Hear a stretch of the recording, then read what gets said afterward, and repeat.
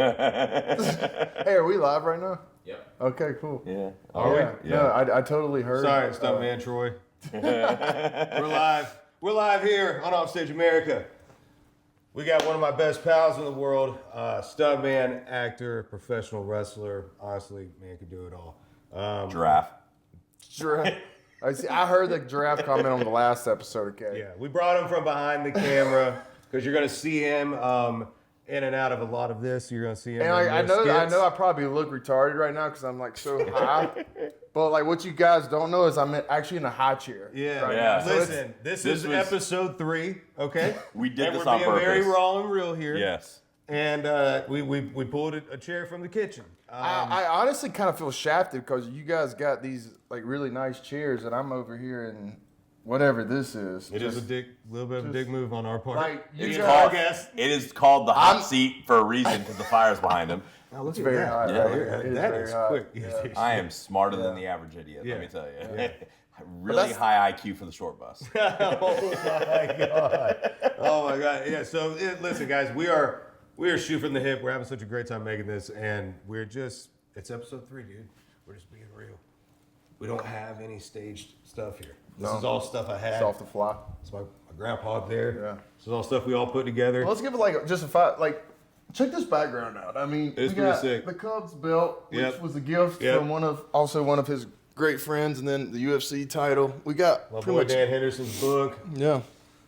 I won Hogan karaoke right there. Yeah. Hogan's Oh, Hangout heck yeah, karaoke. heck yeah. I noticed you ain't got nothing to Brady Pierce back there. Though. Well, that's what we're getting to. That's why you're on this episode. I can't complain. I am the first guest, so yeah. Yeah, this is our first guest. You're going to see him a lot. Sometimes he might be filming a movie, so you might not see him all the time, but you're going to see him a lot here with us. And love this dude. Excited for things that he's been doing. And we thought, you know what? Who better to have as our first guest than one of our boys who's on the team? He was always so because he was the only one available. So Yeah. Well, I'm not booked. I will be there. I am available. Yeah. Honestly, it's because the other guy needs to run the camera.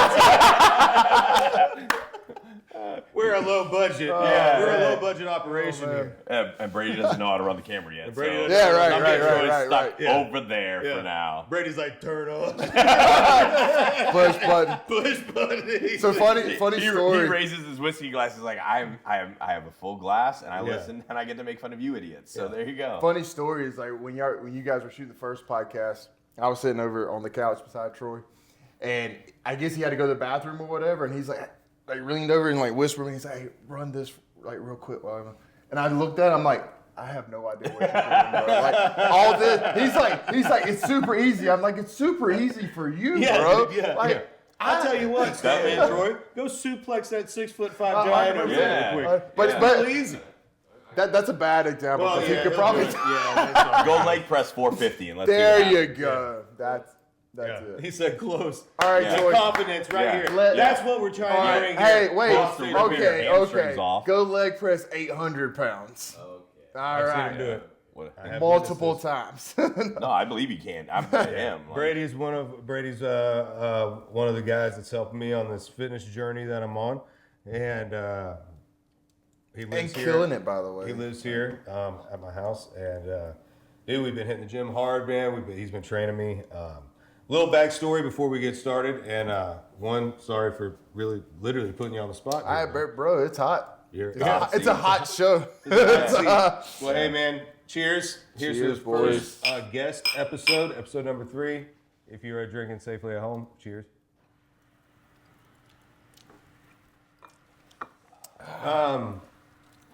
Go back to COVID, right? We're sitting around. I'm in an apartment in Nashville. Like I said on the last episode, I'm a big wrestling fan, and so there was a show on called Heels on Stars, right? Yeah, sorry. And, It's on Netflix now. Little plug there. Look at that. Check I it was going to out. set him up, but my man's just already. That's the wrestler. Right there. That's wrestler rhythm right there, folks. I'm surprised you didn't have a shirt that says my email address is. Marketing 101, baby. So So again, grew up a big In wrestling bio. fan. Grew up a big wrestling fan. My dad wrestled in the indie circuit, and the show was about the indie circuit. Yeah. And so I watched the first season, dude. I just like crushed episode after. It was exactly how I remember it to a T. You know, from a kid, it was like I remember the little, because I'd see some of the behind the scenes stuff of the real arguments about some shady shit. Oh, you know, yeah, that might be yeah, good. We no, can get into that 100%. later. But Yeah, no, 100%. anyway, I love the show, and people were just kind of sharing shows that they were binge watching.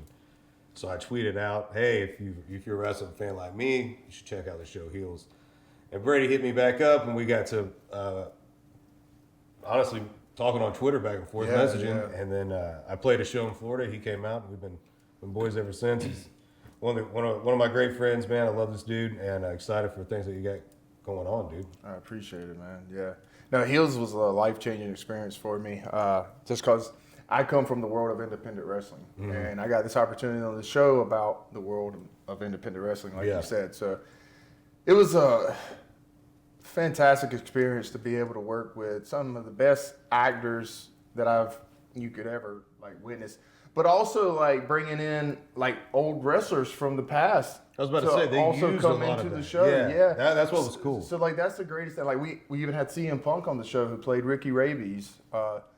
So like that was really cool to be able to work with those guys. A lot of those guys are actually, you know, the guys I looked up to, like coming up, like especially CM Punk. You know what I mean? So to be able to work with him, you know, one on one and working out in the ring with him was super cool to me. It's just like, you know, you hate to say like a fanboy kind of thing, but like that's the reason why we do what we do, because we were fans of it. You know what I mean? Man. A lot of people say We were like, fans oh, you that shouldn't took it like way too far. like people say like, oh, you shouldn't like. Well, in the wrestling world, we call it mark out when you see a wrestler or something that like you grew up watching and you just kind of fanboy over them. So a lot of like in the wrestling world, we say like, oh, you shouldn't mark out about that. But like, I don't believe that's true. I believe that that's literally the reason why we wanted to do it, because you know we wanted to be those guys. So going from a point of like wanting to be this person to being able to work with this person, like to me that's a full circle moment. You know what I mean? Yeah, man, it's one of those things because you're from a small town in South Carolina. Yeah, 100%. Like, Saluda. What's it Shout called? Saluda. Saluda. Shout out to Saluda, South Carolina. If Shout you're out. watching this. Saluda, South Carolina. We got the pride and joy right here. What's y'all's mascot? A tiger. A giraffe. He said him. A giraffe, yeah. We're the mighty, mighty Brady's. If his first name was Tom, we'd really have it. Oh, yeah, right. We're halfway there. Yeah. But it is that moment though, man. Like we've talked about this a lot, hanging out here, grilling out, watching UFC fights, watching wrestling, whatever. This entertainment world we chose, dude, isn't easy. No. And it's feast or famine. You know, it's like things are hot and it's working and you're like, this is great. Right. Then it kind of dies off, could completely end for a second, you know, whatever. But you just got to keep working through those things and really realize how fortunate we are to somehow be able to piece that small town you grew up in to being in a ring with CM Punk on a huge show on Stars. At a time when people were sitting watching television, you know, like that's one of those God moments. And I agree with you, man. I think it's so important, and especially in the wrestling world. Like, guys I looked up to in music, they're still touring. Tracy Lawrence is still touring. You know what I mean? Like, these artists are still touring. You can still go see that artist play. Dude, when these wrestlers are done, man, they kind of toss Athletes them in to general. the side. Athletes but in even general. athletes in general, when they're Athlete- done, you 100%. have a shelf life there. Yeah. you know, 100% you have a shelf And life, dude, yeah. it's like you go from being that hero as an athlete. You're 100% right. As an athlete, wrestlers are athletes as well. Then it's are you an And icon? I think that's that you also can like transcend that. why a lot of these, I think especially in the professional wrestling world, struggle a lot. Like, Yeah, as man. Their career, like, you know, I don't want to say comes to an end, but like, you know, it's coming to a close. And you run off of this high of performing in, whether it be WWE, AEW, or any other like major company. And then like once your time is done there, then you have to go back to performing on the indie circuit. So like you're used to, Dude. you know, being on top, Lights wrestling in and front fireworks of and millions of people, Yeah. you know, and then like now you're going back and now you're back in the high school gymnasiums and 50 like all this stuff, like the National Guard Armory. So I think that's hard on a lot of people. So I think it's it's a good thing to like remember where you come from and never, let success go to your head, because you're going to climb that ladder, but like at the end of that, you always have to come down off of it. And I think that's the hardest thing for a lot of guys, whether it be the wrestling industry or movie industry, the music industry. It's coming off of that high, so it's just like, how do you balance that? So it's a drug.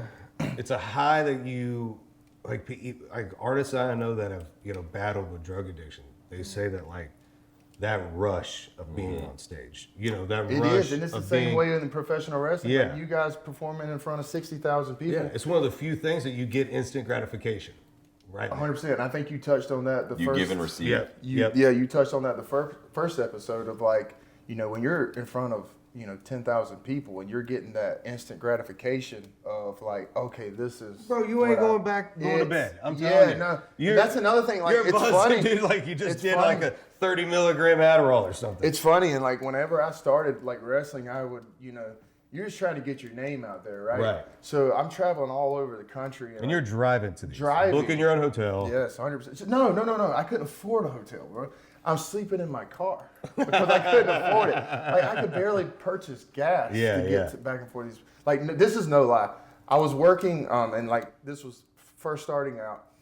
I would drive to Chicago because this show was called Resistance Pro Wrestling in Chicago, and it was a bigger show that would get me on a platform to be seen. Yeah, for sure. And it did. It got me seen. I was ranked. They do the PWI 500. I was ranked the number 326 wrestler in the world when I was doing this. And I was like 22 years old. Royalty. But here's the thing. I was making $20 a show. Yeesh. $20. I was driving all the way to Chicago to make $20 because the promoter said, hey, I'll give you an opportunity, but it's on you. You're driving from South Carolina to Chicago. That's definitely a $20 negative. On $20. That's some passion, man. For just an opportunity. Yeah. But it's like, it's one of those things where like you have to do that work in order to get to where you want to go. And I think a lot of people don't understand that. You got to risk it for the biscuit. Yeah, exactly. Yeah, man. I mean, it's like we talked about that first episode, what we spoke about when we ended it. You got to take the risk on yourself. You never know where it leads you. No. Right? No. We can always go back and do something. You can always, there's a trade that you come from a hard-working family that, you got a great brother, you got, great family.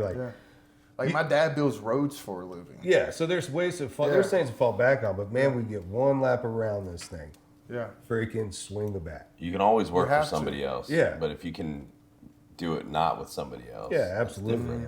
So like for someone or people that maybe aren't huge wrestling fans, and they're like, how the hell do you start even getting into this? Like how did you get into wrestling, and kind of what's that process? Because it's even and I'm sure we'll dig into this even like music wise, like people don't understand, like you don't just become like Tim McGraw or Michael Ray, right? Like it's not like it happens, it's years and like struggles, right? But like in other athletic instances, you kind of start minor, like when you're small, right? High school, base, college, all that. But for wrestling, it's not that simple, right? Well, let me tell you something, brother. Well, actually, like to become a professional wrestler is not that hard. It's actually a lot easier than it should be. But with that being said, we just got to be now. When you're this big, it helps. No. Just saying, there's a caveat. If you're big like me, it's easy. Don't try this at home. Don't try this. If you look like me, no shot. Yeah. But no, man, it's actually a lot easier than it should be, and I say that because like it seems like, I guess when you're in the world, I see like on every corner there's wrestling trainers who are training guys to become professional wrestlers. But then you look at their resume and it's like, you've never done anything ever. Like you've never left your hometown. So how are you supposed to train someone how to make it in the industry? So I think the biggest thing is like finding a reputable trainer that has been there, done that, obviously, because like why would I pay someone to train me that has never worked on the main stage? Right. You know what I mean? So shout out our boy QT. QT Marshall, yeah. QT Marshall is a guy to see. 100%. On FW, independent wrestling. 100%. great guys, hard workers, obviously, but like just students of the game. And another, whenever you start doing something, like you have to be a student of the game. You have to like research the reputable places to go, train, and that's what I did. So I always knew that I wanted to be a professional wrestler. Like, so my dad actually wrestled, and I know your dad wrestled as well, and like we've told those stories. My dad was a professional wrestler on the independent level. I forgot you told me that. That's right. Yeah. He did it on the indie level, so like I grew up with it. I grew up, watching my dad do his shows like in, the small town arenas and stuff. And literally every wrestling show that came to town, my dad took me to. Like it was the greatest thing, when you think about like your childhood. Yeah, when you're a kid, one of the main things I think the about. best, dude. It's one of the main best. things. Yeah. My dad would literally take me to the Township Auditorium in Columbia, South Carolina. He'd get me there. The show starts 7 or 8 o'clock. He'd get me there at 2 o'clock, and he would stand there with me the entire time to watch all the wrestlers come in. That's awesome, man. Yeah. Mainly because like I know he wanted me because like I thought it was cool, but like he thought it was cool. He was there. Like he's like, yeah, I want you to do that. All right, son, I know you. Son, I'm doing this for you. Yeah. All right. When you make it big, don't remember Dad stood here. 100%. And he's over there. He's like, could you sign that to us? If you would just put your name down. Can't confirm we do that with our kids. But actually, so my dad was an independent wrestler, but like he wrestled for Moolah and Mae Young, because Moolah and Mae Young, they're from Columbia. Oh, I didn't know they that. they had their own independent show back in I think the 80s or early 90s. But yeah, he worked for them. That's awesome. Yeah, that's. Did he wrestle cool. anybody that like he was like, oh, it was pretty cool?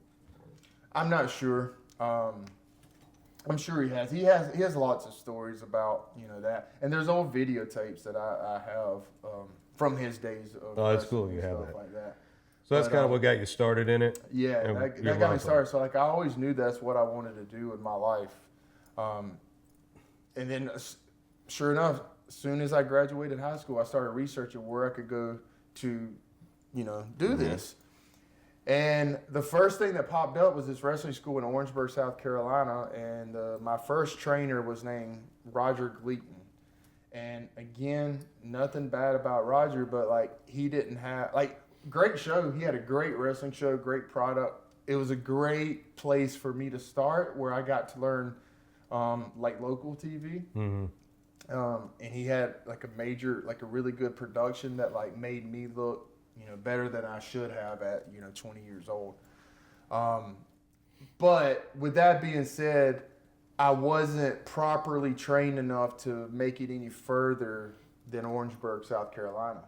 So this is where I lucked up. So we were doing a show, and they brought in a guy named Lodi, which is his name is Brad. Shout out to you, Lodi. But Lodi, yeah, he was in the Ravens flock in WCW. No way, dude. Flock? Yeah, Quote the Raven. Yeah, so they brought. I'm a big fan of Raven. Yeah, 100%. Yeah. Raven really likes me, by the way. Shout out to Raven. Raven, we love you here. Come on the podcast anytime. Yeah. No, 100%. We could get. Yeah. But anyway, Roger booked. booked. Yeah. But anyway, Roger booked Lodi on the show, and Lodi saw me. He took a liking to me. He watched my match, and he when I come back to the back, he was like asking me questions and stuff. And he was like, man, I run a wrestling school in Charlotte, North Carolina, blah, blah, blah. And he's like, if you could come up there and work out with me, he's like, dude, I would have you. You would take off. Like, I just know you would. So at the time, obviously, like I'm 20 years old. I don't have any money. Like, I'm starving at this point. You know what I mean? Uncomfortable truck.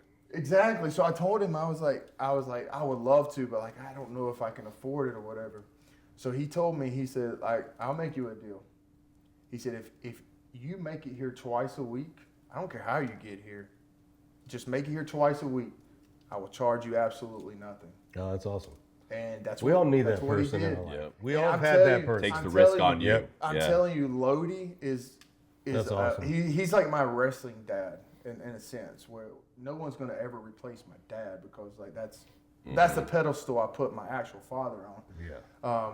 Wouldn't be where I am today without him. But like in a sense of like getting me out there in the wrestling world and like looking out for me, Lodi is 100% like my wrestling dad. He brought me in, trained me properly, gave me exposure that like I had no business getting at the time. He would be booked places. So like Lodi was like my, he gave me my ability to get out there and be seen. And that confidence. Yeah, so like Lodi would be booked all over America, and if it's like, he would call me and say, hey brother, I'm working this Saturday in Pittsburgh, Pennsylvania. I just plugged your name to the promoter, and he saw your picture, and he loves you. We're gonna bring you up. Get in the car, drive all the way to Pittsburgh, do the show, come back. I would go to like, all right. They're crazier than artists. Yeah. Oh yeah, no, I mean it's literally that's it's a lifestyle, man. Yeah. But it's like you look back on it. Not to get ahead of myself, but to shout Lodi out again, we would go to the gas station and I would go to pump gas, whatever, and pay for gas. He was like, like I got this. He's like, I made a lot more than you tonight, so like I'm gonna pay for this. You know what I mean? But like he knew. Yeah, he looked out for me in those ways, you know. And honestly, like I was saying earlier about driving to Chicago for $20, like for the exposure of it, I would do it for free. You know what I mean? Yeah. It's just like you just want to be seen. And then there was no social media. You couldn't make a character on social media. No, it was. I think that was like the time like it was coming. So I wish I had jumped on the bandwagon. yeah, don't we all? Also, let's just shout out. We all need a Lodi in our life. I say also, this is shooting from the hip, but I say, if you bring in good news, we call it a Lodi. Okay. Oh, okay. There you go. Yeah. Because we all need a Lodi. Yeah. I've had one in my life that changed my path. You know, I've had a few, you know. But people don't have that. Yeah. You might not have Yeah. ever sought it out. You know what I mean? Well, And you never that's might the have. thing. Like he pretty much, built my career early on. And like you said, there's other guys who come in later on to like push you even further. You know what I mean? Yeah. Like getting into like different avenues of, things, and it's just a constant like just wheel Yeah. that keeps turning. It's weird. Too often, I think, in things, people don't put the ladder down when they get there, and some people forget they needed the ladder. What do you down mean, for like them. look around and real, or Like what do you they mean, bringing someone with them, right? Yeah, they absolutely. climb the ladder, but Yeah. they put the ladder back down and Yeah. let so somebody else can climb, right? And I think too often you don't see that or people forget, like you need to find that next like ladder down, and it is just that sometimes it's just that act of kindness that can even save someone's life. You know what I mean? So think about some of these guys and 100%. athletes and everything where, I mean, Mike Tyson is a great example of a guy who needed somebody to be in his life or he would never be Mike Tyson. Yeah. Right? Like his trainer saved his life. He'll openly talk about that. Those are the type of people that they're unsung real heroes behind, people that Dude, everybody some knows. people God just puts on this earth for a purpose. Oh. Yeah. Like a Mike Tyson is a once in a lifetime fighter, right? The fact that we're existing at the same time to remember Mike Tyson, we would remember him as his prime, right? Oh, I guess? yeah, for sure. 90s, Yeah, right? yeah. He was Yeah. still kicking ass. Right? I remember when he bit Holyfield Zero Anyway, off. bro, so Tyson has this weed company. Oh, yeah. And he has these yeah. edibles, and it's ears with the. That's so funny. That's hilarious. That's actually really funny. I may have That's hilarious. tried them, but they're really good. But Really yeah, fleshy. yeah, a little chewy. Cartilage is a little hard to get through, but you work through it. You get to the earlobes, a little bang. Ain't no, you just get that. Melts in your mouth. A little melts in your mouth. Yeah. Like an M&M. But yeah, those athletes, they're once in a lifetime, And people, I believe, are put on this earth. Think about the athletes we've seen Yeah. in our lifetimes. Michael Jordan, Yeah. Shaquille The O'Neal, Rock, The Rock, Stone Cold Steve Austin. Rey Mysterio. I mean, it's just Rey we just Mysterio, go yeah. on and on with. I Like, love Little You Ray, love dude. Rey Mysterio. Little Ray's the shit, dude. And Dominic. I'm on Oh, Dominic. dude, Dominic is so good. We gotta get Dominic on here. Dominic is so good. Mark McGuire, Barry Bonds, Sammy Sosa. Bro. I saw Mark McGuire break the National League home run record I think it was Sun Life Do you Stadium. just was live called. by stadiums? Dude, I I have Every damn yeah, sport. I have the crazy- They're gonna start. You're on a list. For I sure. hope so. Yeah. I hope so. Dude, I played when the Marlins did a fire sale and they used to have fan day and they would do these things that You know, it's like little moments. Yeah. I played catch with Josh Beckett and AJ Burnett. Yeah, that's and Josh Beckett then goes on to win 3 World Series, 3 or 4. I know one with the Marlins, a couple with Boston. Was it after you threw with him? Yeah, I think you brought that. It was good luck. Yeah. Oh yeah, like No, a it lucky had nothing charm. to do with me. Yeah, but it was Well, you don't cool. know. He didn't win them before you. Yeah, well, the Marlins were not winning a lot Hey, you at know all. they say everything Until happens you. for a reason. Hey, you Yeah. could have been the Yeah. reason. Maybe. Yeah. So, Josh Beckett, come on the show and we'll talk about it. Maybe he's been looking for you Maybe. for years. You have 3 World Where's Series that rings. little He's like, shit? I can't find that little prick that I was throwing that ball to. Yeah. But like those are like, I mean, it's crazy the generational talents that we've been able to see. Bro, even in our now, lifetime. I mean, you look at, Yeah. you know, like basketball, Steph Curry and LeBron James, and you know, The NBA is not nearly as fun as it was when we were younger, though. No. The Karl Malone, Dennis Rodman. bro, I grew up Bad in Orlando Boys, with Penny Hardaway, Shaq. Hill, Yeah. Shaq. Like it was yeah. best. That classic red with the white stripe. I wasn't Bro. really built for And- one, and but they- I wore it. And they you know? played, but they played like basketball was so physical back then. Like the fouls that you get called there, like Michael Jordan would literally take it personally. Bro, that is All one right, so thing. I have to ask. So we're talking about Michael Jordan and LeBron James. Oh, Michael Jordan. So I God, have he's to- watched ESPN. I have to. I have to. So, all right, who's the GOAT? Who's the greatest of all time? Is it Jordan or is it LeBron? I mean, it's definitely Jordan. I think you're comparing 2 different plays. Jordan's definitely the better player. Definitely the better Yeah. player. He did But it is he the with less. better player because he came first? He's the better player because I think. Also, he would've why don't died. they ever compare? I know maybe Kobe didn't have the stats Yeah, that LeBron does. It's more. But I think it's a tighter comparison. Kobe and with Michael. Kobe, Michael. But even Michael Yeah, would that's say true. that. I think we do more Michael LeBron because LeBron is who he is and he's won all these championships. And He's only won 3, right? I don't know. You're the guy that never think he's misses won a game. I'm about to or say, anything. I think he's won 3 and lost 4. Yeah. He's been to 7 or 8. But he's won.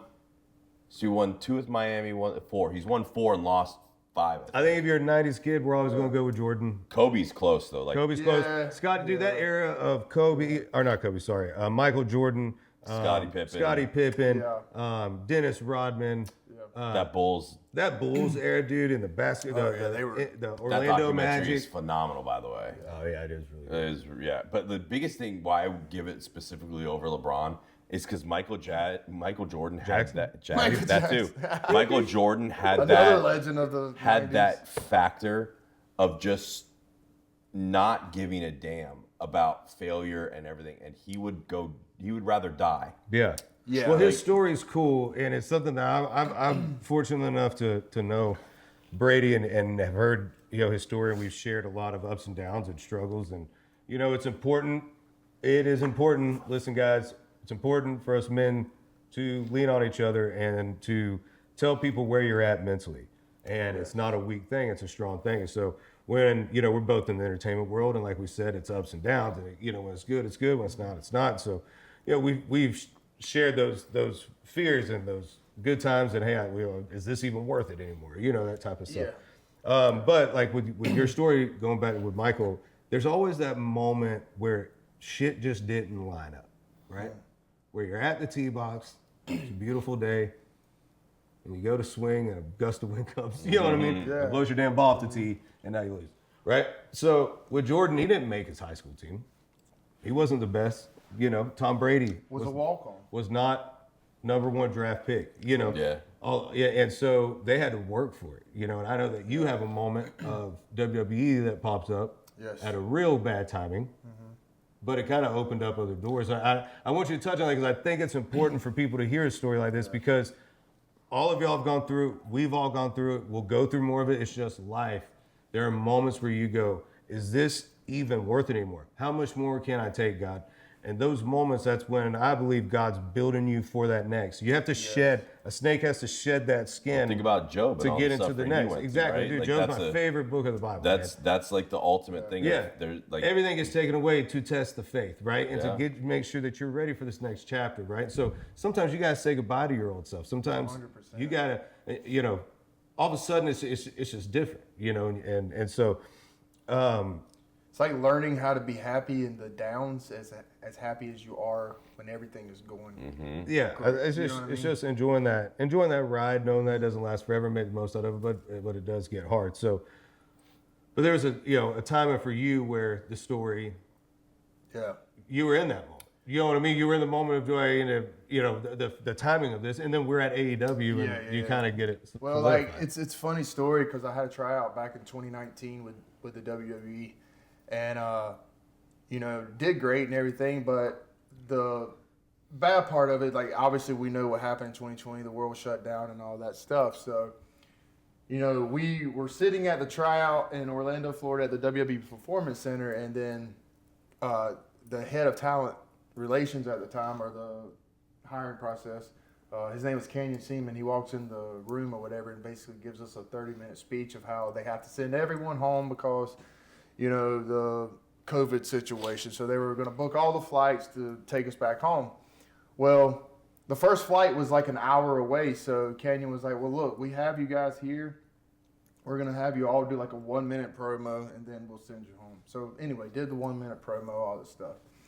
Well, fast forward just a little bit of time, going back to QT Marshall. So like a little bit of all this stuff is like we're always constantly looking for the next opportunity. And I think to be in this industry, you have to, if you lose an opportunity, like you have to create your opportunity. You know what I mean? Yep.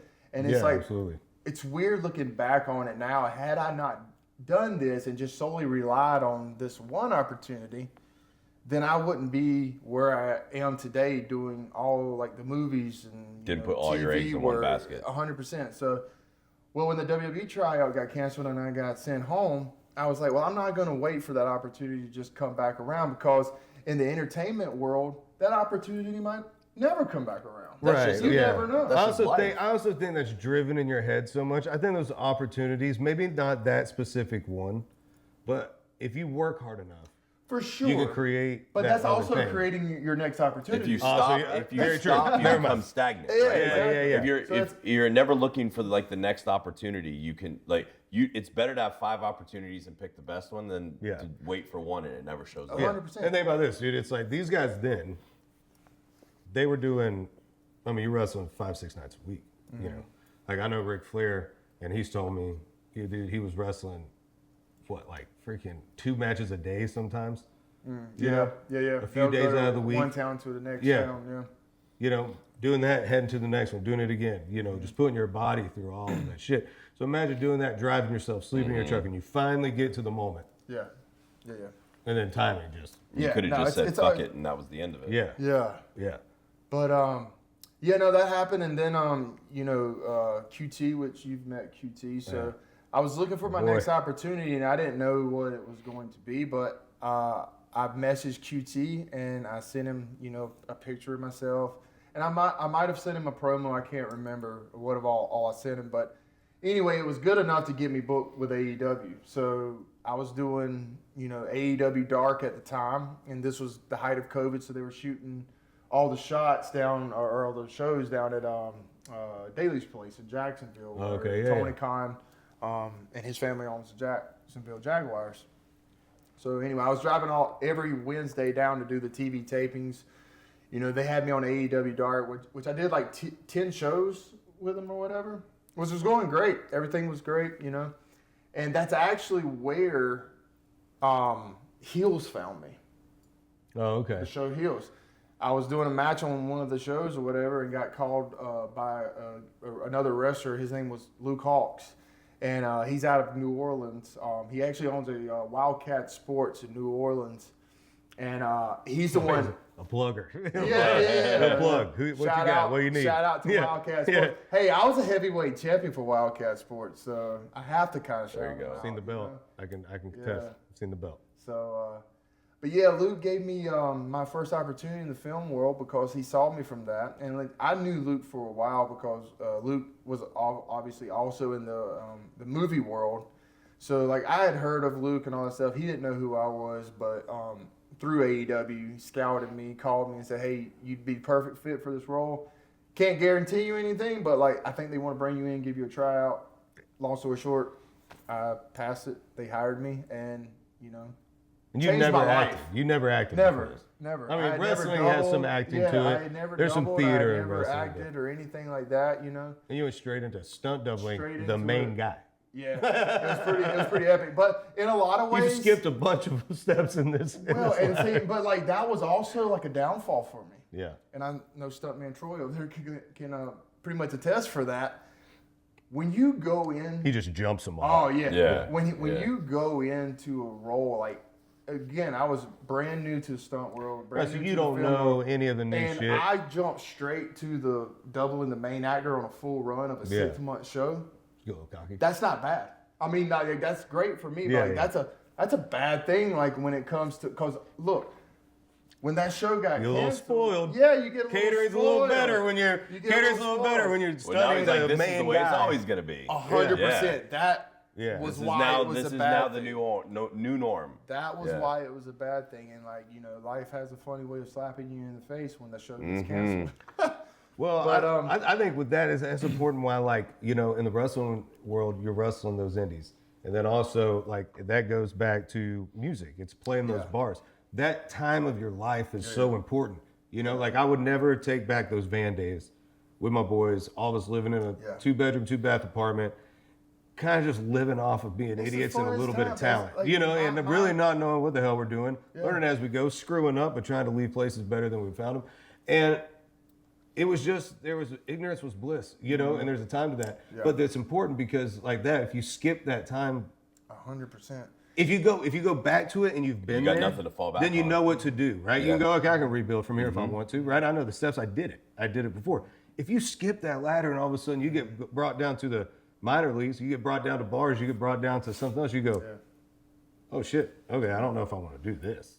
You know what I mean? Like that's a different, And like right? looking back on it, like the best times to this day is traveling the roads with the boys. We didn't have a dime in our pockets, but we had the best time. Oh, it's yeah, just like it's like a camaraderie. It's like like we have each other's backs, like no matter what, and like we're all broke. We're all trying to just make it, and it's just Dude, it's like being on it's like- tour. yeah, it's like survival. It's like, yeah, you know what I you mean? you're It's just literally like in a get by. bubble.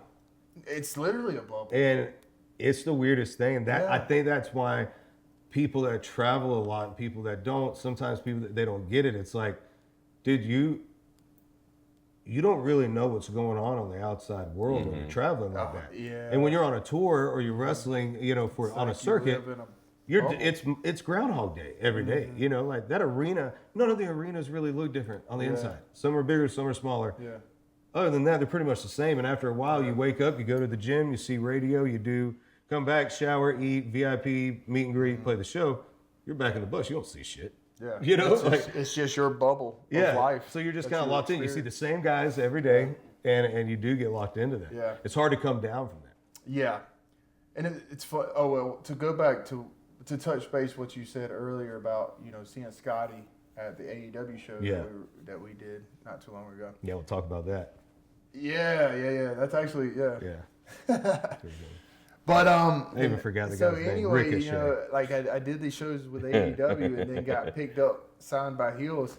And I kid you not, it was 1 week later. 1 week later after I signed my contract. Granted, I don't regret this at all. I'm glad it happened the way it happened, but I would be lying if I said like I didn't sometimes wonder what if the road led the other way. Yeah, that's another yeah, downfall of getting older. 100%. But like, exactly. But anyway, I got a call from Canyon Seaman. And at the time, like, I'd been in the wrestling world long enough, and I'd actually had a tryout prior to this one, where that tryout, I just got an email, and they basically sent all my information, and I went there. But this one was different because, like, the guy actually called me to have a one-on-one conversation with me. So, like, I knew something. Canyon did? Canyon Seaman Yeah. did. He was the guy in charge of hiring. Personally called me and said, hey, we're having this 10-person tryout for our top people that we want back or whatever. And I had just started or signed my contract, and it was the height of COVID, so production was really strict. They wouldn't let me leave. They were like, we can't afford to send you down here for 3 days and you come back with COVID. So anyway, it couldn't happen, man. And like it couldn't happen. So I had to tell him, I'm like, hey, man, I just signed this, whatever. But in the good side of that, he knew about the show, and he was like, "Oh, I heard about that show or whatever." And he was like, "Well, that's awesome. That's like congratulations. That actually gives us more incentive to hire you." You know what I mean? Well, yeah, because you're on this show Yeah, now. People and know you from that. You have that to work on. He was like, "No, that's actually a good thing." He was like, "Let me know as soon as you stop filming." And like I think at the time, they were talking about April being in, and so I told him I was like, Such a great show. It was awesome. Yeah, I told him I was like, I think it'll be April when we get done filming, and he's like, that'll be perfect. And I kid you not, he said you'll be in the WrestleMania class.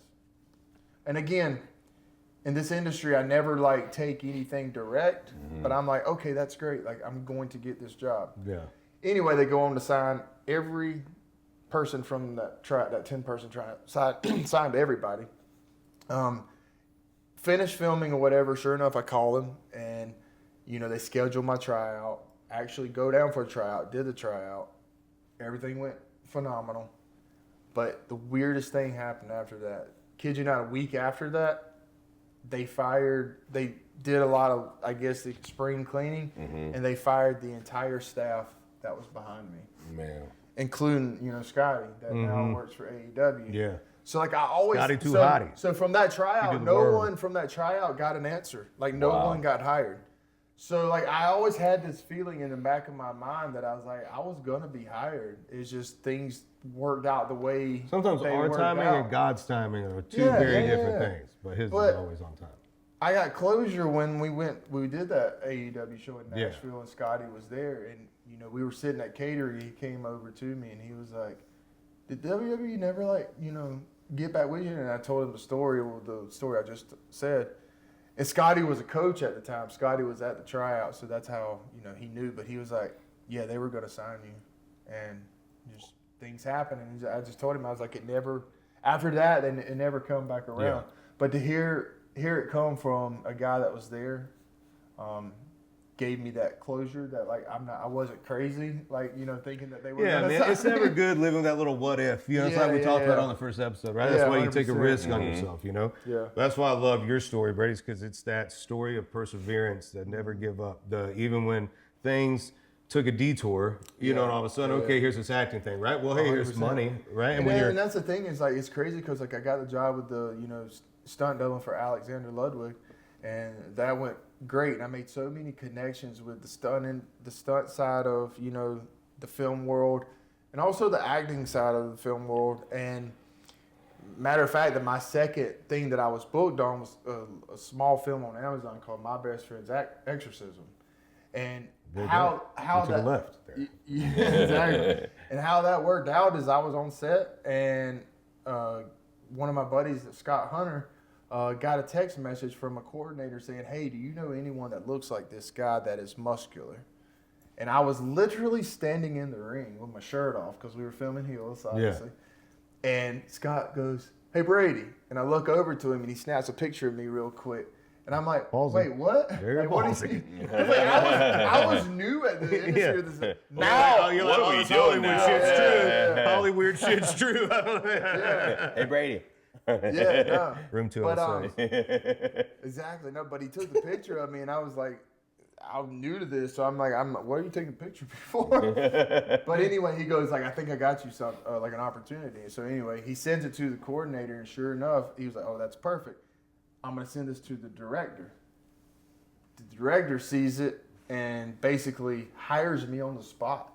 Now I think I'm going to do a stunt job because, like, I mean, Stuntman Troy. Well, you got an Scott actual Hunter. role. Mm-hmm. Yeah, so like I got a call from the director the next day, and they were like, "Hey, are you comfortable with doing lines and like being on camera and all stuff?" And I'm like, "Yeah." And he was like, "All right, well, this is the role you're playing." They told me that my character's name, like basically what the character's gonna be and stuff, and it was a really simple part, but like my second thing, like I had lines in a high budget SAG film, so it was kind of crazy, and that's how wild things happen. And like had COVID not happened, and like all these things that I thought at the time were quote unquote failure would have never led me to the things that I have done now. You ever feel guilty? As far as what? That COVID happened just for you to succeed. All right, so I did. No, I really do. Sometimes I do feel guilty because like during the height of COVID, where everyone was doing really, really bad, like I skyrocketed during that time. Yeah, man. So, like, It was such a weird I was time. absolutely doing Right? the best I have ever, did in my life during COVID. Yeah, some people thrive. We ended up at Colby Caillet's house most of the time, watching Gavin DeGraw sing Right, that's a Chariot weird too. at That's 2 in the not morning. bad. Yeah. You know, me and There you Tim go. Over and Montana. over again. Yeah, dude, the guy's still. I don't understand it. Yeah. Gavin DeGraw today still sound. We can get him on the pocket. We gotta get Gavin. Gavin will come on. He's my boy. 2 a.m. after drinking, hanging out, talking all night, he can get sit on a piano and he sounds exactly like the record. Still to this day. It's insane. And Colby does too. So then they sing together. Yeah. And then they're so nice. Then they start passing a guitar around after they do that. We're like, no. No, we're not following. No, it's like me, Tim Montana, my buddy John Satterfield. You know, everybody in the room like plays music. But after that, no, we're not doing that. Yeah. No, So thank like, you. Good yeah, job, yeah, guys. yeah. Next shots Yeah, now. Yeah, we're not following Yeah. Colby Caillet and Gavin. Somebody get DeGraw. them drunk so they don't know what's happening. Yeah. But those moments, man, I love that because I think it's so important that, dude, sometimes when we're all going through this hard time, man, there's always a purpose and there's a reason why. Yeah. And if you can find the reason why in something, then and dude, this is something I had to learn because I was not this way. Very impatient. You know, stuff wasn't going good. Everything was going to shit. You know. So I had to learn to try to find out, hey, dude, you know what? We still get to step up to the plate. Yeah. We still get to swing the bat, right? Every We might day. not hit a home run every time, but we hit a double, and that helps. Mm-hmm. And then and it's if you look at it that way, it kind of breaks that. Sometimes you just be happy that you're up to bat. That's what I'm saying. Yeah, You're in the game. yeah. He grew up on Joel Osteen. Yeah. Who? Hey. Me? No way. I'm kidding. Boy, we go real do you think? sideways real quick on that one. But yeah, so those moments, man, where you never know. You never know where something's gonna bring you. And so now we've cut through all the sappy shit. What was it like wrestling Zac Efron? Oh man, that was awesome. That's what all the ladies wanted. Oh, that was awesome. Yeah. Like, I mean, first of all, fought Zac Efron. So look, first of all, How did that guy get so big, by the way? how do you think? Okay. Well, I mean, I know, but I mean, just like He that worked dude went out, from- bro. Yeah. He did bench press, squats, all the yeah. good stuff, arm curls. Yeah, he had a lot. With a little HGH mixed in, maybe. Well, we can't make assumptions, guys. Bro, but he went from like this, like kind of like a scrawny kid to just being gigantic. Not the same kid from High School Musical. No, Yeah. no. I mean, he got. It was just like, wow. Well, how did that happen? Well, I will say this. You're really putting him in a tight spot. Yeah, You're really going for that clickbait. I will say you son of this. a- Regardless of what he did to look that We way, don't know. We're not calling you out. we don't know. Zach, I have don't no take this out on idea. me. But I will say, regardless, even if he did take things, to look the way he did takes Discipline. Takes Yeah. discipline. Yeah, 100%. So a lot of people do think that, like, okay, I can just take this No. steroid no, and I'm going to look no, a no. certain way. People don't understand the amount of work it still takes Well, to and look a discipline, certain way. dude. Yeah, well, that's the thing. It's Food. just like I mean, making that's what sure, we're like, doing, you that's know. the hardest thing. Bro, it's like I got, luckily I got him and Kev helps me out. And it's like, I got two dudes that are helping me. Like, dude, the diet, diet is such a massive The hardest part. of it. Yeah. It's the main part. Yeah. I tell all people all the time, and you can vouch for this. Like, we'll be in the gym and someone will come up to me and they'll be like, "All right, how do I look like you?" And I'm like, "Diet." It's Yeah. 100% diet. It's Yeah. literally 80% diet, 20% what you do in the gym. Yeah. That's Leg day, You it can't- feels opposite. It feels like it's 80%. Yes. Can't leg day takes over. Can't walk for 2 Yeah. But it was like Barry Bonds, Mark McGuire, Sammy Sosa, all those guys. Oh, they perform it. Okay, you know how hard it is to hit a 99-mile-an-hour That's fastball. what I'm saying. You know still what? gotta Shoot 'em have up. the Let them talent. do their thing. Let's see how think- far they I can think- hit. Baseball was so much more Yeah. fun when they were hitting it. I think Yeah, dude, steroids, like- I Let think it happen steroids should again. be allowed in pro sports. 'cause Yeah, for well, one, maybe not football. Well, People just and mowing here's the dudes thing, over. like- Maybe not in fighting. Yeah. I don't know. Well, Yeah. maybe not fighting, but here's the thing: like most people you have just 6'3", 230 cornerbacks. Played a ball game. Linebacker 6'3", 280 runs a 4.4. Yeah. But here's the thing: I really think that like just most people don't get caught. Yeah. So like Oh, if dude. you really just opened it up, then it might be actually fair. Let's just see what these already freakishly athletic, naturally Yeah. freakishly Let's just take the athletic. genetics people. and put it Well, on. they Let's look jack like that they're up like- another Literally 500 put it on and see what steroids. happens. Yeah. There's some actual beast like James Harrison. I got to work with James Harrison on heels, and he is just a genetic freak. Really? Absolute genetic freak. But to the point, like we had our own gym that we would work out at, on set. Like all the stunt people, the actors would all work out together, which was great because it built like this camaraderie of like a team around the show. Oh, y'all kind of worked out the same. Yeah, we time. all worked out together. So I worked out with Alexander. Yeah. To basically, I did the same thing he did. We had a trainer that like trained us. Yeah. Kind of thing. And but yeah, I got to like experience James Harrison firsthand, and like that's insane, like absolutely insane. You're talking about a guy 6'3", 280 pounds, all muscle, one of the best linebackers ever in the NFL, in the league. And this man could literally stand flat-footed and just do a backflip, land on his feet. My buddy Kyle Like- used to be able to do that, and that's how he would meet girls. Oh, I mean, It's a great. He could do it in Yeah, it's a cowboy great- boots. It's unbelievable. I'm my feet ground. but it's funny, like we I would would suck at a always cartwheel. come in the gym, and like James is one of those guys, he would always work out very early in the morning, like 4 a.m. early. That sucks. Okay. No thanks. I hate that. So like I would get there around 7 a.m. or something to walk in the gym. He's always disappointed around the bed. Yeah. He said so. Michael's like, that's not much better, guy. Yeah, right. Well, that was my He's like, call "You're time. late." I had to be there at 7. James just decided to be there 3 hours earlier than call time. Put in that time. Yeah, I mean that's what they do, man. But anyway, like I would go in at 7 o'clock and like I would see like 500 pounds on the bench press, and I'm like, well, James had to be here because that's the only person in here benching 500. Yeah. You know what I mean? So, but yeah, freaking natures, man. Like, Genetics do help. oh, 100%, Very true. 100%. They It do does help. play a part. Yeah. So, wrestling, all of a sudden, door opens up, acting. You're in Bad Boys. You're doing commercials. You're Nissan. I did a Nissan the commercial. Nissan commercial. I played Master Chief for the Halo series. Played Master Chief in I Halo was- series. I was Master Chief. Series. That was Does that impress you? At all, Halo?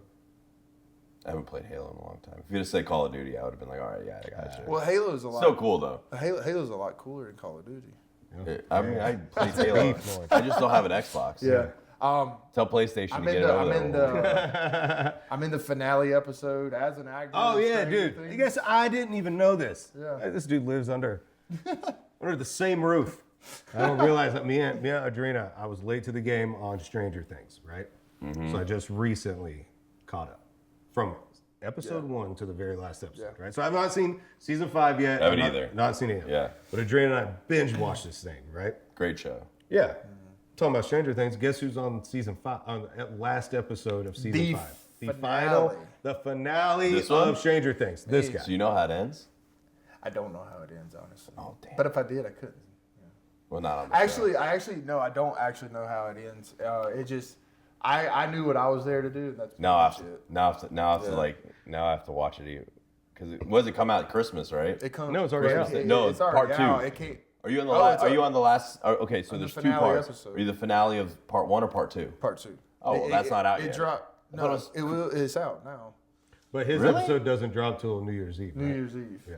Yeah. Oh, I thought. Why did I think that was coming out? Part 2 started. Well, it's already Christmas. out, I guess. Part 1's We're- out. Oh, This, yeah, this yeah. is obviously recorded. Part 1 came out already. I thought part 2 starts Christmas and then goes through Well, like it New does. Year's. Yeah, so his episode technically is already out by the time y'all are watching this. Oh yeah. But yeah, That's what so I meant. Yeah, Sorry, it comes- yeah. It came out on New Year's Eve. Okay. Yeah, New Year's Eve. But it's cool because it's getting Back to it's, the it's future. getting the it's getting a theatrical release too, which is really cool. Oh yeah, because it's a movie. It's 2 hours It's on long. yeah, it's in the movie theaters and Yeah. all. But how Pretty that sick way to end the year. yeah, and how it worked out was like wild too because like the coordinator for the Iron Claw, which I played Michael Hayes in the Iron Claw, was also the coordinator for Stranger Things. So long story short, I don't know what ended up happening on Stranger Things, but I was brought in as a last minute replacement, from what I understand. But it was a small acting role. So I got to set and they gave me my lines, which my lines was literally, yes, sir. That's all I had. All right. But here's the beauty about, even something that small, like when you, especially in the acting world, it's just, and You're I hear still this there. all the time. It's like you're there, but also like it's an opportunity. You know what I mean? Like no matter how small you think it is, and like okay, I'm just saying like yes sir. You do the best you can. You never know what that leads, and that gave me this gave me like firsthand look into like oh wow, this is actually true, because I go into set and I do my scene or whatever, say yes sir, walk off, great, you're wrapped, go home.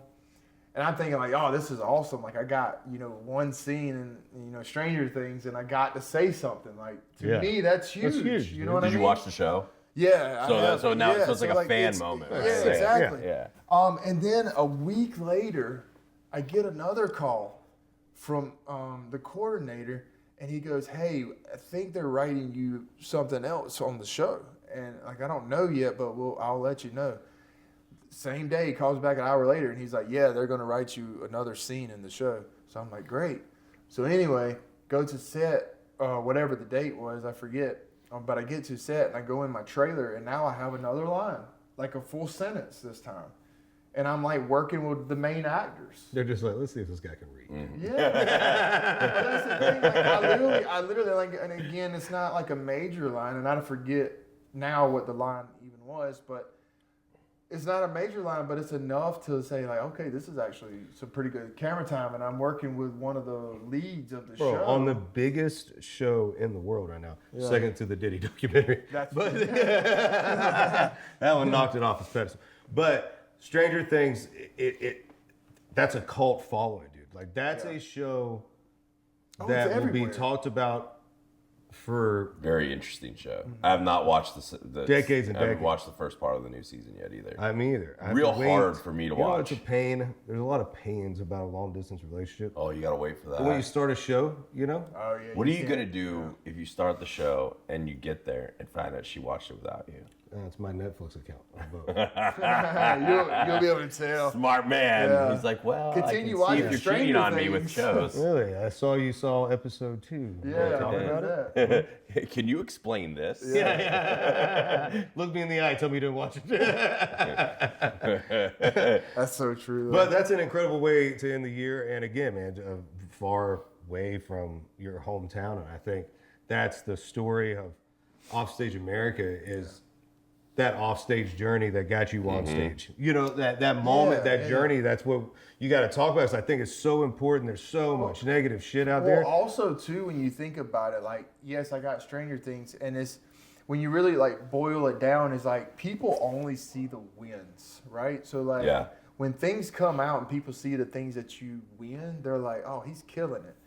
But like I think for the actual performer, like me speaking for myself, like we don't feel that a lot of times, because to me the loss hurts way more than the win feels good. Yeah, sometimes, yeah. So like a lot of times when like I audition for something and I make it to whatever like the final rounds, or if I'm sent to producers and like in my head I'm like, oh, I got this, and then I don't end up booking it. To me, like that hurts way worse than actually the joy of me getting a role. Yeah. Well, And I because think that's also a bad. I mean, I know it's a bad thing, but like people don't realize that. I think when they look at it from the outside perspective, they don't see all the failures it takes to get one win. Yeah.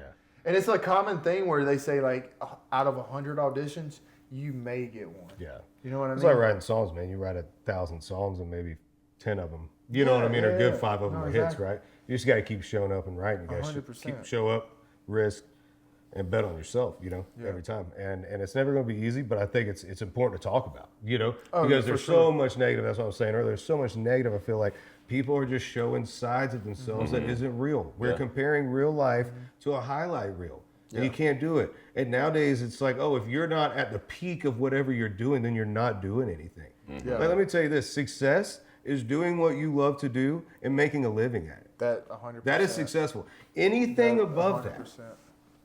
is sprinkles on the ice cream. It's the 100%. extra I Oreos. like that. I've You know what I never- mean? I've never, like looked everything at it else. that way. If you can feed your family and you're fortunate enough to do what you love, you are a success. I don't give a shit if it's owning a small company, or a professional wrestler or actor or whatever. if you're able to do it and pay your bills and live a life, that's success. Yeah. And we don't look at that part. We look at the toppings and we go, well, you don't have this. Well, no, dude, this kid just started. No, he doesn't have that.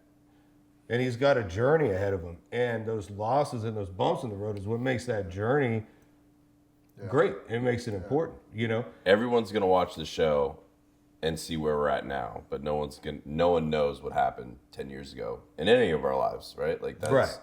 That's Well, and also in art, man, it's like in any form of art, you're putting yourself into it. You're putting your soul into it, Whether you're painting, you're wrestling, that's a character that they're pouring everything into. They're checking out of human, and checking into a character. so someone going called out, it like like God moments in the failures, because every failure that I've had, everything that I've done wrong, and I know you guys know exactly how this feels, right?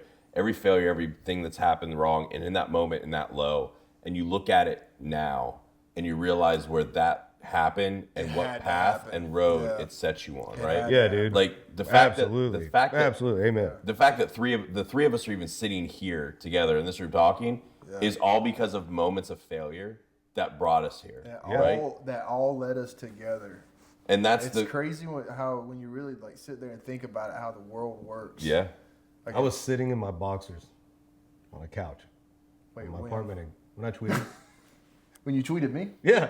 Yeah. Yeah. That's great. That's a good mental image. He was in your boxers singing. Yeah, I was- It's true. oh, that's No, fantastic. but everybody judging right now, screw all of you. Like all y'all wore pants all of a sudden, you lying pants wearing. We're just gonna have a no pants Trash. episode. Yeah, just boxer episodes. I'm gonna let you know right now.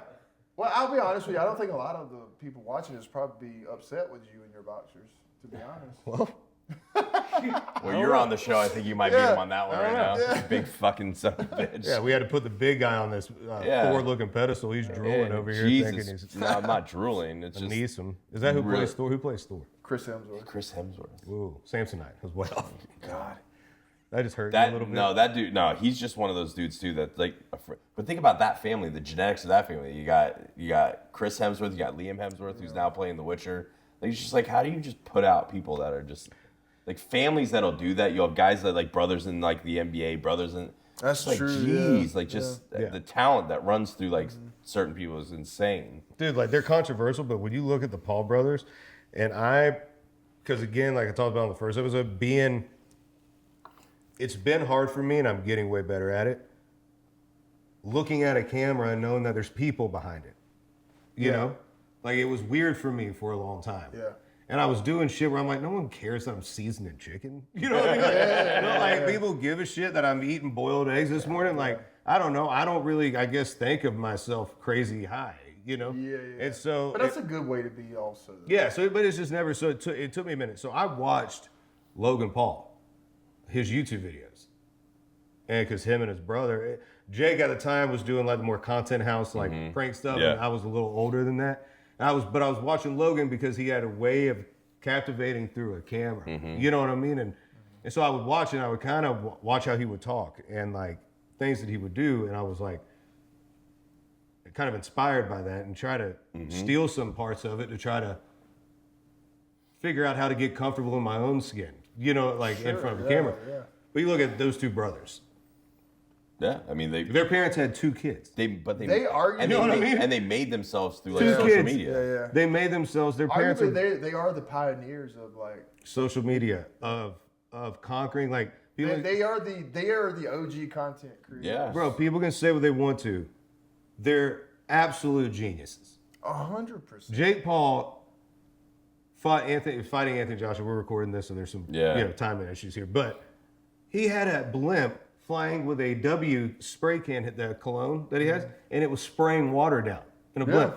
They're marketing geniuses. We live in a time where you kind of have to troll to get anything to go, and they're the kings of it. It's the imperfect. And when people take it serious, when people take it serious and hate on them, I'm like, it's working. They're laughing You know their what I mean? ass to the bank because I you look watched at the it. video. I look at it, and I'm like inspired, just watching how they've done this whole thing. Yeah. You talk about genetics and the fact that both these kids, randomly, they're born in a family of a blue collar dad and a small town, mom in Ohio or something, and they become damn near billionaires and the face of what social media and streaming or YouTube and what it can do. You know, it's insane. I saw like a really interesting like response from someone one time because you see like haters online and everything, and normally like everyone lets it go, and this guy just comes over the top of me. He's like, "I just hope you know your engagement paid me money, so thanks." Yeah, yeah. You know, like not even like these guys like don't even realize that's the thing, all man. you're doing is just putting money in their feeding account by talking shit to them. Yeah, you're feeding the algorithm on that. And they're laughing their ass off Yeah. all the way to the bank. Like, you're saying what kind of a POS they are. Yeah. And meanwhile, their bank account just goes tick, tick, Yeah. tick, tick, tick, tick. You know? They go, what part of Puerto Rico do I want to build my house? Yeah. You know, like, but like, yeah. I had 7,000 hate comments, and my bank account is up 800 grand. This is weird, you know? Well, they like, say even bad press is good press. Yeah. well, it depends on how bad the press is. Yes, it actually. Yeah. There's some press. That's Mine so that you can't walk back from. There's some that, there's some that's that you true. don't want Yeah. at all, you know? But I love having you as our first guest, man, because there's so much of your story that ties into what you know, the light that I want to shine, we want to shine on people, and when it comes to health and fitness and health and men's health, you know, and we're gonna have women on the show. We want to talk to everybody, you know, all walks of life. I want everybody to come here and feel welcome and at home, because everybody has that story, and also everybody has something that they love to do off stage, when Right. they're not at work, when Yep. they're not, you know, having to be on, you know. And so I think your story starting with you, and you're part of the team. You know, you've been here day one, and it was just important to start with you. And it's just a story of persistence. It's a story of keeping a good attitude. You know, when you want to throw in the towel, and sometimes when you want to throw in the towel, that's when you're almost there. You know, you just got to go a little That's further. so true. I've heard that so many times. It's just like so many people stop right before they get or about to get that big break. Yeah, If They man. would have just kept Yeah. going. Yeah. And so this whole show's about risking, man, and betting on yourself and trusting your gut and finding a good circle of people. And sometimes, you know, you never know. Anybody listening to this has been in that position, you know, where it was hard and it shows that persistence is key and believing in yourself is key. Yeah, and it's good. Confidence. It's good to hear from people who have been there, done that, Yeah. that experience the same things, or you know, they can get advice from like not just anyone. It's like, okay, here's a guy who is living this. Yeah. you know. It's So. a good thing to know that we're all suffering a little. You know, We're you're not all- suffering we're a lot all a alone. little You bit know, fucked like you up. don't want your buddy to suffer. You just want to suffer evenly. I don't want you to do worse than me. Yeah, but, yeah. like, I want us I to don't be want on anything an bad to even happen to you, level but of you know, suffering. like if Yeah. you're having a bad day, I won't be mad about it. you know? Yeah. We have a horrible day, but if yours kind of goes to shit, Yeah, it really helped me out. I'll feel a little bit better. I feel a about little myself better today. about myself. You'd stop telling me how great things have been going. Yeah, But, no, 100%. before we wrap, how we doing, Stuntman Troy? You gotta, wow. you gotta ask him the thing. That's what I was getting. to. Yeah, okay. I was just making sure. Oh, the thing. Yeah, the thing. We gotta ask Am I people. getting Yeah. put Yeah. on So the- one thing we wanted to do, Oh god. before I was rudely interrupted by Paul. They didn't even give me a heads up on this one, guys. Well, yeah, No, They just caught me off Yeah, I can hear out of you. the dark. that's the point. I'm right here, Paul. I know. What are you gonna jump across like the table? Hey, before we go any further though, I did notice your shirt here. Is that Tupac shirt? Well, finally, I wore the most obnoxious shirt A Tupac on shirt. here. Every single person has ignored the Tupac hoodie to the end just I've because been waiting he knew it on this bothered the you. whole time. I haven't. No one said anything. And he knows every Tupac song. I know California. That's it. I'm on it. But I saw it at Walmart, dude. It was like $15. You're not gonna yeah, buy a yeah, Tupac well, hoodie. yeah, It's a little big, but it's comfy. You know, we're in the house. You just rapping. Huh? Why wouldn't you go to Walmart? Wait, you Well- said why were we at Walmart? We were buying Christmas clothes. Just 3 grown men buying Christmas God. robes. Does this guy look like he goes to Gucci? Like, let's be honest. Listen, don't mess with me. You don't wear Gucci. Not here, dude. Yeah, I'll call. I will call. No. So all right. So the Christmas video that you've all seen by now, we had to get some We had props. to get, and yeah, we had to get costumes. Christmas clothes. Yeah. I thought we did a really good job. I thought we at did a it. great job. Crushed it. Had a great time. You're going to be seeing a lot more skits like that. So get ready. We're having a lot of fun doing this, man. Shout out Stuntman Troy for him, Louis, who helped us make that whole deal. We're having fun. We want to do this. We just want to make fun content, shine the light on We great just people. want to have we just want to have a good time with the boys. Yeah. And, you know. Yeah, bring a smile to y'all's face. And y'all comment. Let us know how you're doing. Let us know what you love. Let us know if there's anybody we should Chat with him. Or you and can hit just up. tell us we suck. I don't know. I mean, Because he has one episode. You gotta tell us we suck. All We're of a sitting here sudden, talking about how the evil the negativity comments just are. flies Yeah, in. you Or wanna just know say why? we suck. You know Or why? say It's we because suck. you said, oh, he had 700 comments and $800,000 in the thing. He went, $800,000? I'll take some hate. He's just like, fuck all you guys that listen. Yeah. Fuck it, tell us we suck. We don't care. Yeah, it's so I don't give a shit. Make sure you I do it don't on care. YouTube, though.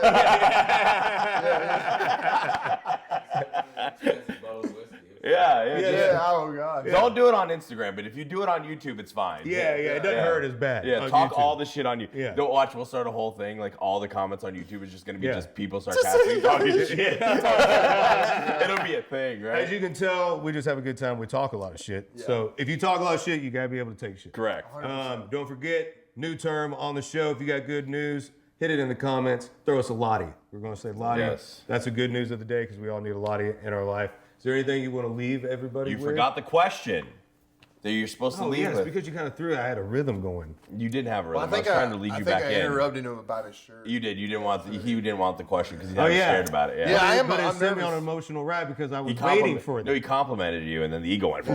I mean, you're not going to buy it? It's funny I- though, I'm because like, about to go to Walmart had you tomorrow and not, buy it. Had you not reminded me, like, Yeah. I had that. That's what I'm here for, guys. It's obnoxious. But anyway, so we like to end on a positive, and the role that we have as men is to give back to the generation that is coming up behind us and what they can do and what we leave for them. So we always like to end the show with a question of what advice would you give to the generation coming up that you could tell yourself when you were younger? It's the same advice I would still tell myself today. It's just follow your gut, because I feel like it's going to lead you the right direction. And work hard and know that you're truly capable of anything. But I think the biggest thing is to follow your gut. I think a lot of kids these days are easily persuaded by social media or wherever, else, or like, kids are mean, you know what I mean? Like, I'm sure you experienced this, like, growing up. It's like people, Easy.